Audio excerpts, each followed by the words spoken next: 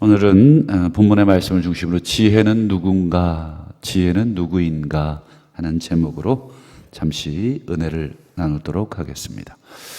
이제 9장까지가 이제 잠언의 첫 번째 파트라고 할 수가 있습니다. 그래서 이제 9장까지가 이제 이번 주 아마 9장이 끝나게 될 겁니다. 그래서 잠언이 뭐 여러 가지 이제 크게 덩어리로 나누어져 있는데 첫 번째 덩어리가 1장에서부터 9장까지 되겠습니다. 그래서 오늘은 그 8장인데 여러분 계속해서 우리 잠언 1장부터 아마 내일 9장까지도 마찬가지인데 계속 중심이 되는 한 가지 주제가 있죠. 그게 바로 지혜.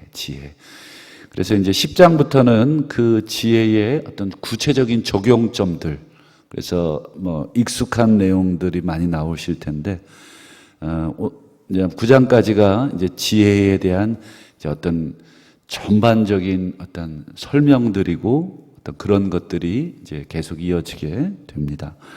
그래서 아마 이제 쭉 읽어보신 결과 이제 지혜에 대해서 아마 크게 두 가지로 잠언이 우리에게 가르침을 주고 있는데, 첫 번째가 이 지혜가 누구냐, 지혜가 뭐냐, 이제 이것이고, 두 번째는 뭐겠습니까? 지혜는 어디서 오는가 하는 것입니다.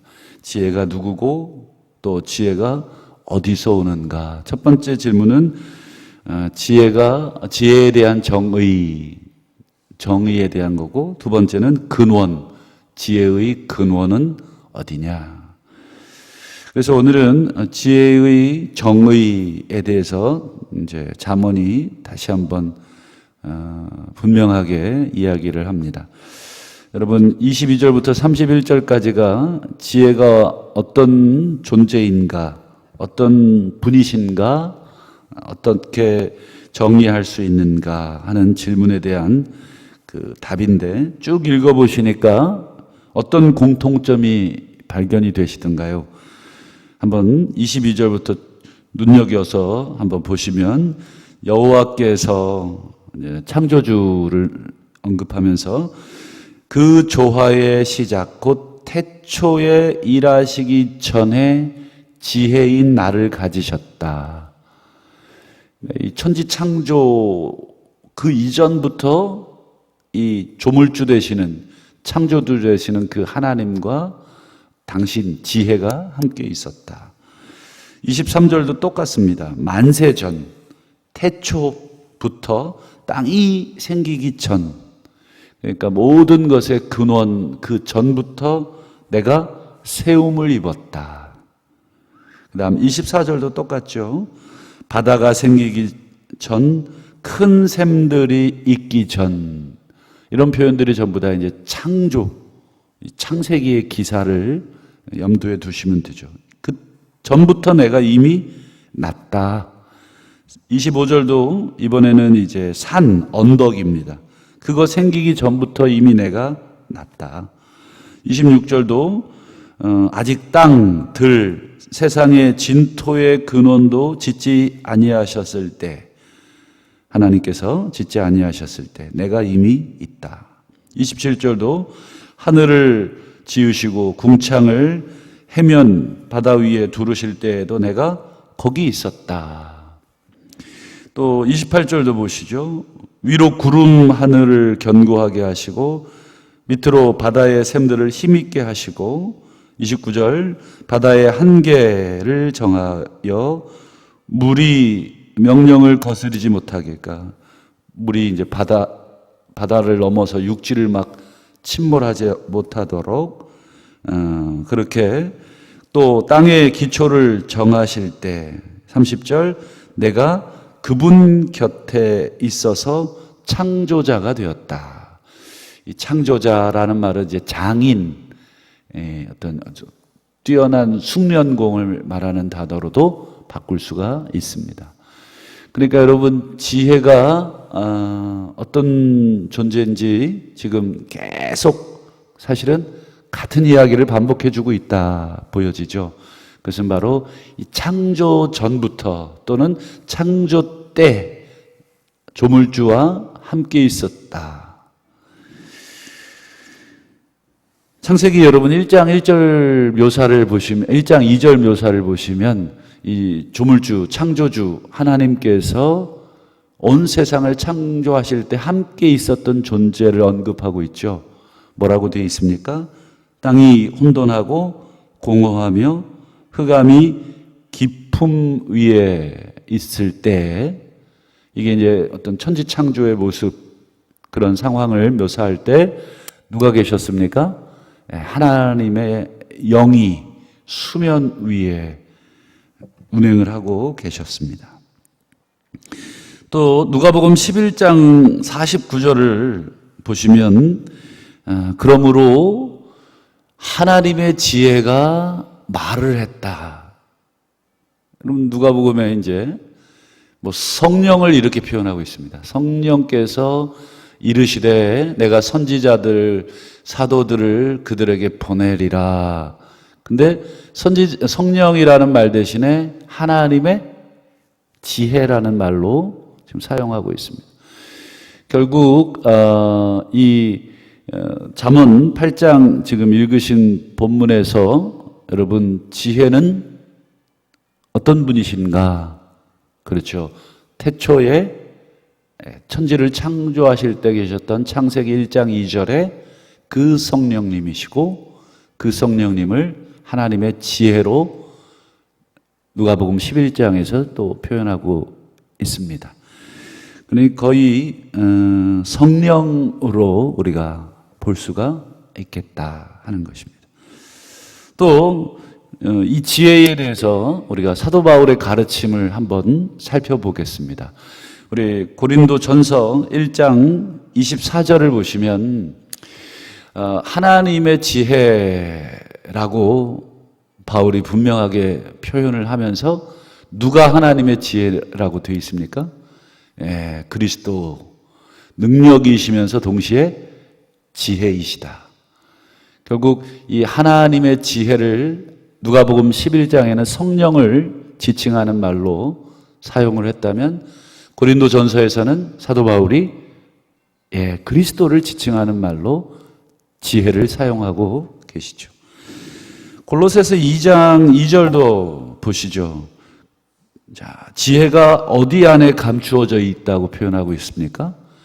그리스도 안에는 지혜가, 그리고 이 지식의 모든 보화. 여러분, 지혜, 지식이란 단어가 잠언에 계속 반복이 됐다는 것을 우리는 잠언을 쭉 확인을 해봤습니다. 그리고 그것이 바로 그리스도 안에 감추어져 있다. 그 그리스도를 우리가 묵상하고 그분 안에 들어갈수록 뭐예요? 지혜를 발견하게 되고 그분의 지혜가 어떤 것인지, 그래서 그분이 원하시는 지혜로운 삶은 어떤 것인지, 그것은 곧 그리스도가 원하시는 삶이고 그것은 곧 그리스도가 보여주신 삶이다 하는 것을 우리는 금방 알 수가 있겠습니다. 그러니까 이 잠언 8장에 말하는 지혜는 또 그리스도이시기도 합니다. 정리를 해보면 지혜는 누구십니까? 그렇죠. 성령이시기도 하고, 지혜는 예수 그리스도이시기도 하고, 지혜는 또 하나님이시기도 하십니다. 그러니까 지혜는 우리가 흔히 말하는 이 성삼위 하나님, 성부, 성자, 성령 하나님을 이렇게 잠언에서 표현하고 있고 묘사해주고 있습니다. 여러분, 잠언 오늘 이 8장 본문이 여러분 묘사해주고 있는 이 지혜를 우리가 어찌 하나님이라고 하지 않을 수가 있겠습니까? 그래서 여러분, 지혜의 근본은 곧 여호와를 경외하는 것, 여호와를 경외하는 것이 곧 지혜의 근본.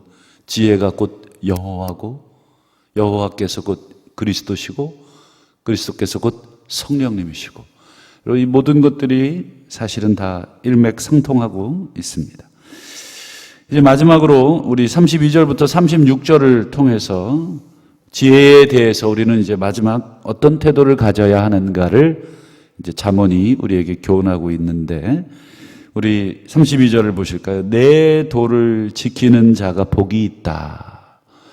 여러분, 복이 있다 이런 말은 시편 1편에서도 우리가 보았죠. 어떤 사람이 복이 있습니까? 복 있는 사람은 뭐 악인의 꾀를 따르지 않고 그다음에 뭐 죄인의 길에 서지 않고 오만한 자의 자리에 앉지 아니하고 오직 여호와의 율법을 즐거워하여 그 율법을 주 야로 묵상하는 자리에 앉아 있는 사람, 그 사람이 복이 있는 사람이다.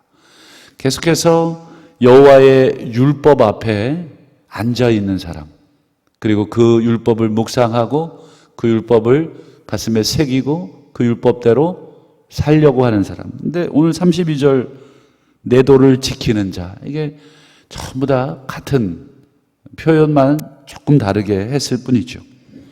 결국 지혜에 대한 우리의 태도는 뭐예요? 그 지혜를 지켜라 하는 것입니다. 33절 훈계를 들어서 지혜를 이번에는 얻어라. 그러니까 이제 적극적으로 이 지혜를 우리가 얻어라. 그리고 부정적으로 표현하면 그 지혜를 물리치지 마라. 버리지 마라. 이것이 지혜에 대한 우리의 태도다. 35절도 보시죠. 대저 나를 얻는 자는 생명을 얻고 여호와의 은총을 얻을 것이다. 지혜를 얻어라. 그것이 곧 생명이고 그것이 곧 하나님의 은총을 얻는 유일한 방법이다. 36절도 보시면 이번에는 이제 반대로 표현되어 있죠. 지혜를 얻는 것이 아니라 지혜를 잃어버리는 자.